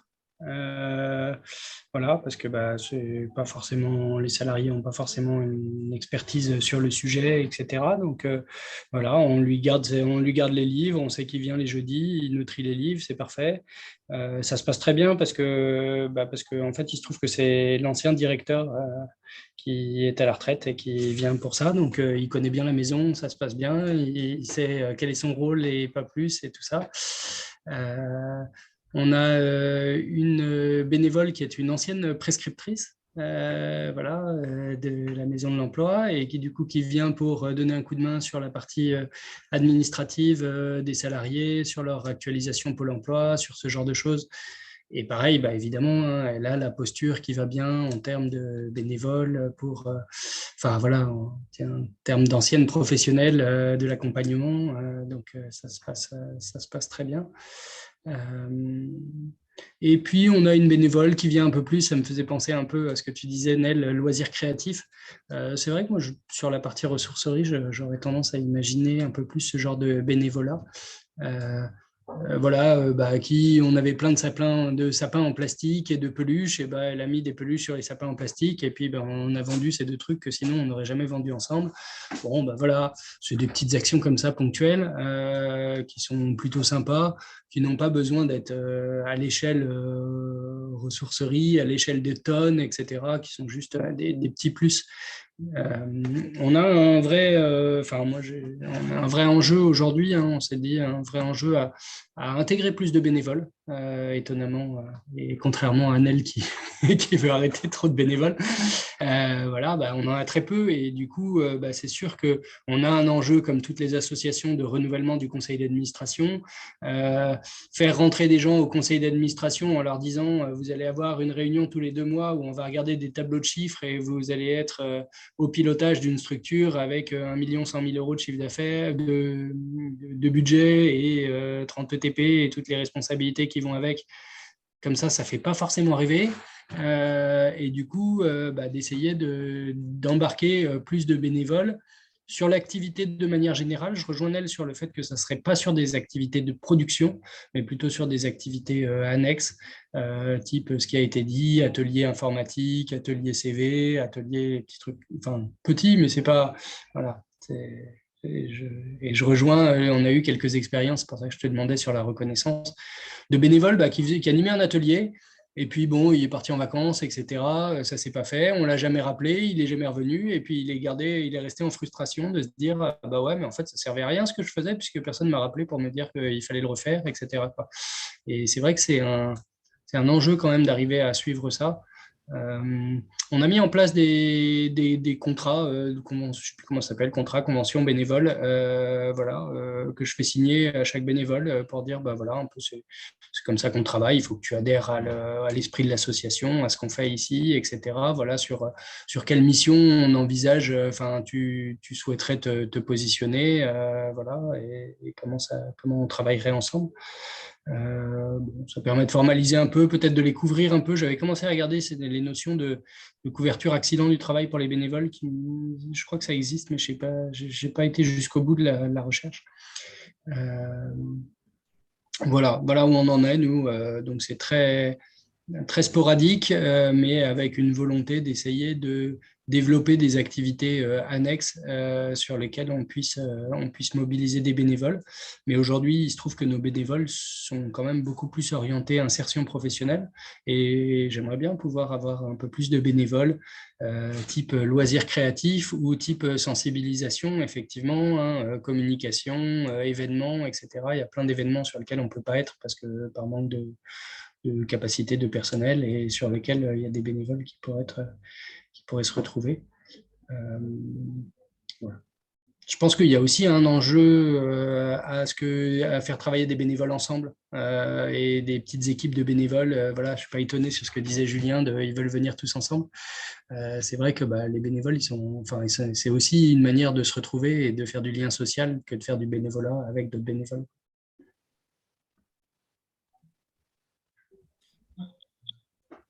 Ça a un intérêt, mais c'est bien aussi qu'ils se mélangent. C'est pour ça qu'on les prend en opérationnel, parce que voilà, le lien social, la mixité sociale, c'est aussi ça, quoi. Et, oui, non, mais je dis pas, hein, bien sûr. Ouais, 3 bénévoles ensemble, c'est très bien. 15, ça paraît un peu beaucoup. Effectivement. Mais après, ils s'étalent, si tu veux, dans les ateliers. Mais après, voilà, ils sont répartis et c'est intéressant. Et c'est vrai que du coup, on a quand même des bénévoles qui sont aussi sur des ateliers. Et là, je pense qu'il faut qu'on fasse attention parce que, par exemple, on a un ancien pro du vélo, il fait l'atelier vélo. On essaie de lui mettre des salariés, on n'arrive pas à trouver, quoi.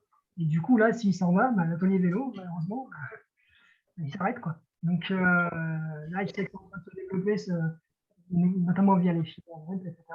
Mais bon, embaucher un hôtelier rien que pour ça, certains des débouchés derrière, quoi. Donc là, pour l'instant, on se repose sur un bénévole, mais je suis d'accord. On ne sait pas.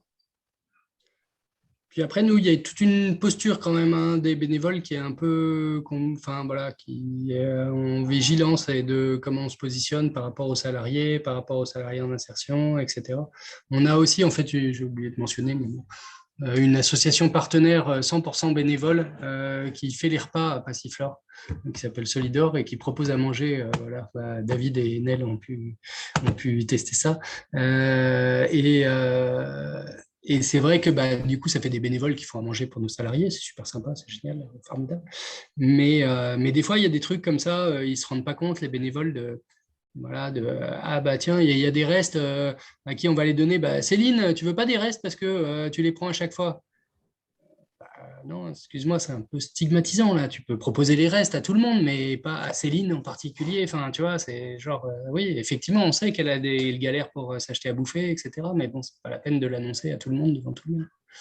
Enfin, voilà, ce genre de truc qui peut arriver dans la vraie vie, hein, évidemment, et c'est l'intérêt aussi de la mixité, mais bon, sur lequel on essaye d'être vigilant aussi, quoi. C'est toute la question de la posture en général d'un bénévole. Il doit se plier aussi à un règlement. Et l'encadrement est là pour faire en sorte que cette posture elle soit respectable et acceptée, quoi.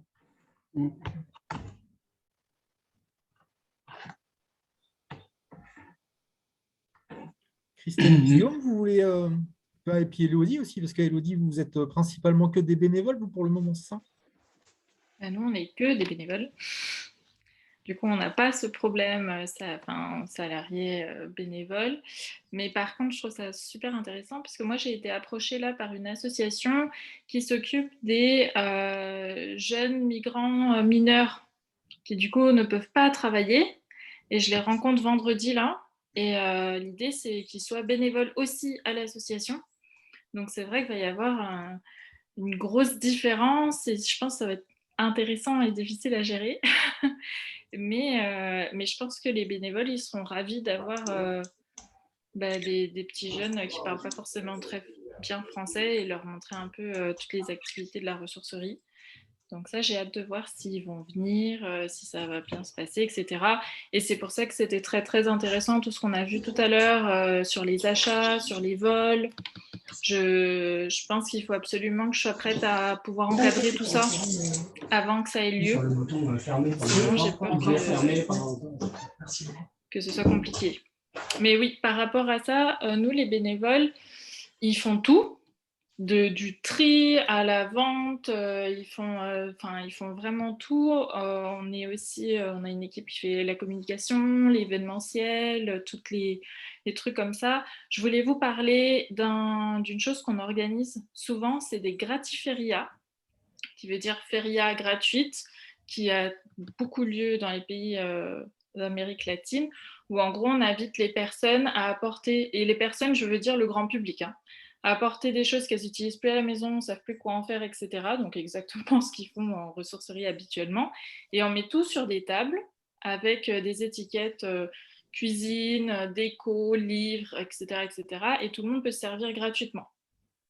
Et ça aide beaucoup. On est en lien avec des structures qui aident les personnes qui ont des soucis financiers, on va dire, et ça aide beaucoup aussi. Donc, je ne sais pas si ça pourrait vous intéresser aussi pour les salariés de faire ce genre d'événement.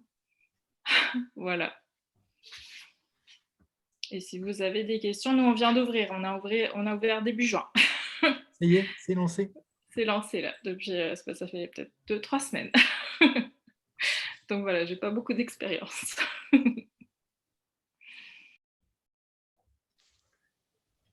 Il est 15 heures. Ça y est, il est déjà 15 heures. Vous vouliez rajouter quelque chose, Christelle ou Guillaume? Moi, je n'ai pas de bénévole pour l'instant. D'accord. Okay. Il y en a un sur la partie dépôt, mais un bénévole, comme vous disiez, le super bénévole, qui a plein de compétences, qui va travailler sur les D3E, parce qu'il a le CAP électricien, il est formateur d'auto-école, donc du coup, il aide à la conduite du camion. Il fait plein de choses, mais moi, ça me questionne en me disant, effectivement, s'il n'y a pas de transmission, parce qu'il a quand même un certain âge, quand lui va partir, comment on va prendre le relais? Ensuite, moi, les bénévoles, quand je suis arrivée, on m'a mise en garde aussi, en disant attention, il y a des personnes qui vont venir, qui sont intéressées, qui vont mettre des produits de côté, tout ça. Donc, j'étais très méfiante. Mais en vous entendant, je me dis que c'est possible, effectivement, et que tout va démarrer par rapport à l'entretien, voir ce que la personne peut apporter, bien lui expliquer ce que c'est le chantier. Et je me dis qu'en fin de compte, il y a moyen, quoi. Et sur des activités annexes, ça, c'est intéressant aussi. Sur des petits ateliers en plus. Donc, je chemine. Et du coup, il n'y a jamais eu de bénévole chez Ancre, en dehors du conseil d'administration? Si, mais ponctuellement et pas forcément des bonnes expériences de ce que j'ai entendu. D'accord. Voilà, des personnes qui ne voulaient pas être mélangées aux salariés, qui venaient quand c'était fermé, qui triaient les disques, mais qui mettaient de côté les disques qui les intéressaient. Voilà, ce qu'on m'a rapporté, je ne sais pas. Ça a toujours été aussi un peu compliqué à gérer, quoi. Okay.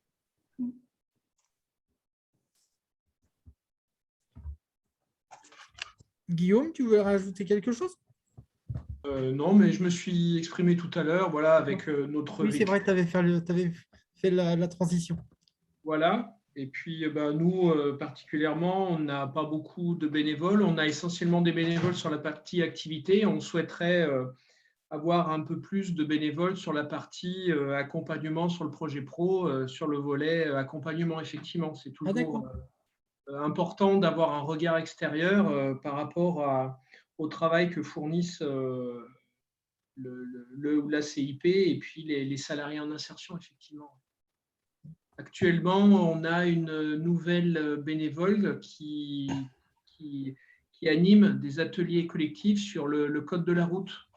Et ça a été lancé par ma collègue CIP et cette bénévole qui je trouve, est très, très bien. Et c'est vraiment une valeur ajoutée dans leur accompagnement, oui, effectivement. Et on souhaiterait en avoir plus. Oui. Passer une période, on avait un bénévole qui faisait des simulations d'entretien d'embauche. Voilà. Ça aussi, c'est précieux.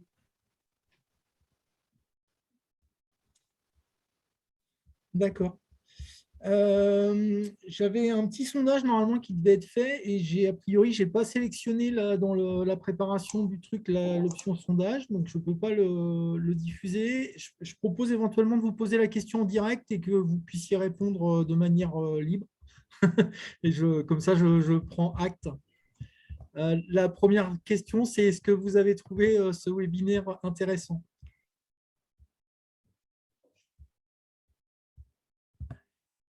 Oui, Guigui. il faut faire comme ça. Ouais, sinon, vous avez aussi réaction. Vous pouvez.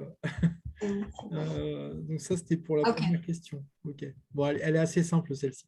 Maintenant, c'est est-ce que vous en retirez des idées ou pistes d'action à mettre en œuvre dans votre structure? Yes. Yes, oui. Qui a dit oui? Moi. Tout le monde. Christelle, d'accord. Est-ce qu'il y a une ou deux remarques sur la question? Qu'est-ce que tu as retenu du coup qui pour toi est important? Eh ben, de m'appuyer sur le règlement intérieur dorénavant davantage. Ouais.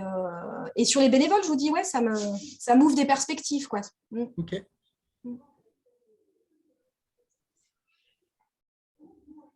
Quelqu'un d'autre voudrait témoigner de ce que ça a pu lui apporter?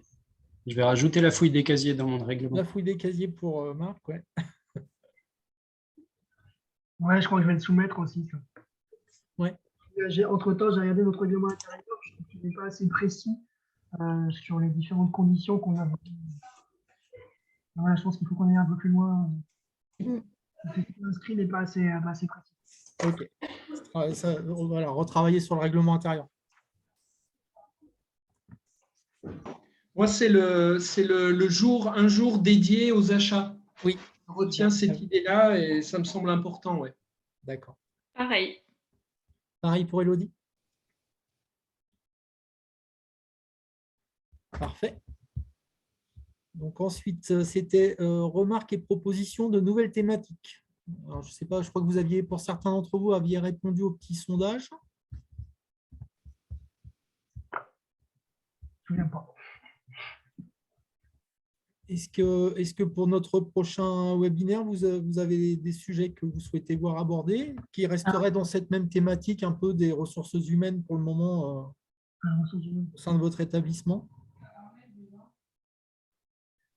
Bah, moi, j'avais parlé des vols en interne, mais je pense Ouais. qu'on a abordé le sujet, je pense, déjà fait. aujourd'hui. Après, est-ce qu'il y a vraiment besoin de développer un peu plus? Je ne sais pas, c'est à vous de voir. Bah, moi, ce que j'ai retenu sur la question des vols, c'est que c'est pareil, ça renvoyait vers le règlement intérieur et notamment le fait justement de le formaliser. Toi-même, tu parlais de sanctions qui étaient amenées éventuellement à être posées. Donc, voilà. Après, est-ce que ça a matière à animer tout un webinaire sur cette question-là? Je n'en suis pas convaincu. Mais en tout cas, après, on peut toujours rééchanger sur la question s'il y a un besoin à un moment donné. Qui rejoint un peu de loin les vols. Moi, c'est surtout les flux. C'est comment décider que quelque chose devient un objet qui part à la benne ou pas. Et du coup, est-ce que quelqu'un a le droit de le prendre ou pas? Et à ce moment-là, c'est du vol ou pas? Et aussi par rapport au temps que ça reste en boutique et à partir de quel moment est-ce qu'on doit le sortir en fait, parce qu'il ne sera pas vendu. Et à ce moment-là, qu'est-ce qu'on en fait? Pour éviter, nous, l'idée à la ressourcerie créative de Lyon, c'est d'être une ressourcerie zéro déchet et de mettre le moins possible à la benne, même si c'est du recyclage, on perd quand même énormément. Et c'est vraiment d'essayer d'avoir des partenariats avec des créateurs et des trucs comme ça pour essayer de leur trouver une deuxième vie, quoi. Donc ça m'intéresse. D'accord. Et c'est vrai que ce sujet-là avait déjà été évoqué lors du premier webinaire, je me souviens. Et je pense que oui, en effet, sur la partie traçabilité, gestion des flux, ça pourrait faire l'objet d'un webinaire à part entière. On a toujours un petit caddie servez-vous à la sortie. Dans l'exemple. D'accord. De le mettre en place, ouais. On rajoute une étape déstockage dans le cycle. C'est-à-dire que tout ce qui ne se vend pas, on fait une vente une fois par mois, un déstockage et ça permet de renouveler. On vend encore moins cher. Déjà que c'est pas cher, mais là, c'est encore moins cher. Et après, la dernière destination, c'est Rennes. Et on essaie de trouver du don. Moi, c'est une question, c'est vrai que c'est plus opérationnel, désolé David, mais c'est un peu lié à, c'est très lié à ça. C'est pour certaines catégories, les exutoires, c'est compliqué et on aimerait bien. J'ai fait des demandes sur le wiki national, j'ai pas de réponse. Et la puriculture, la vaisselle, quel genre d'exutoire on pourrait avoir. C'est ça, en fait, comment élargir nos exutoires.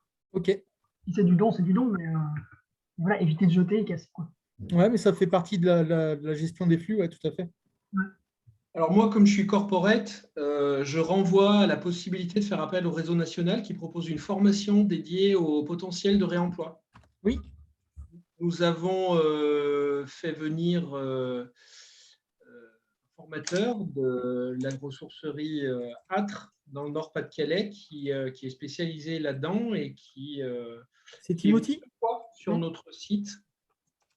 Timothée, qui est coordinateur à la sourcerie Âtre. Et c'est une formation dédiée aux salariés d'insertion, mais aussi au personnel encadrant, évidemment.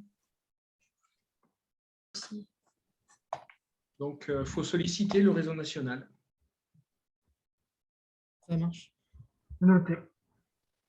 Je vais vous laisser, désolé. À bientôt. Ok, Marc, merci Au beaucoup. revoir. Ouais, moi aussi, j'ai un rendez-vous qui Merci. m'attend. Ça marche. J'avais juste. Bah non, bah ça devrait aller. Si des fois j'ai pas. Bah, je vous remercie, moi. Il y a mon rendez-vous qui m'attend. À bientôt, en tout cas. Merci à vous et passez une bonne fin de journée. Merci aussi. Au revoir. Au revoir. Merci. Tu avais une dernière question, David, ou c'est bon? Ouais, j'avais. Attends, parce que du coup, oui, c'est là. Paf. Est-ce que le format webinaire en visio vous a paru approprié? Oui. Oui, ça va. Oui, c'est suffisant. La durée du webinaire, est-ce qu'elle vous semble correcte? Oui. Ouais. 1h30 comme ça, c'est bien. Et du coup, voilà, au niveau du rythme de l'animation, est-ce que ça vous a convenu? Oui. Ok. Oui. Est-ce que vous avez des suggestions éventuellement sur des choses qui auraient à mettre en place?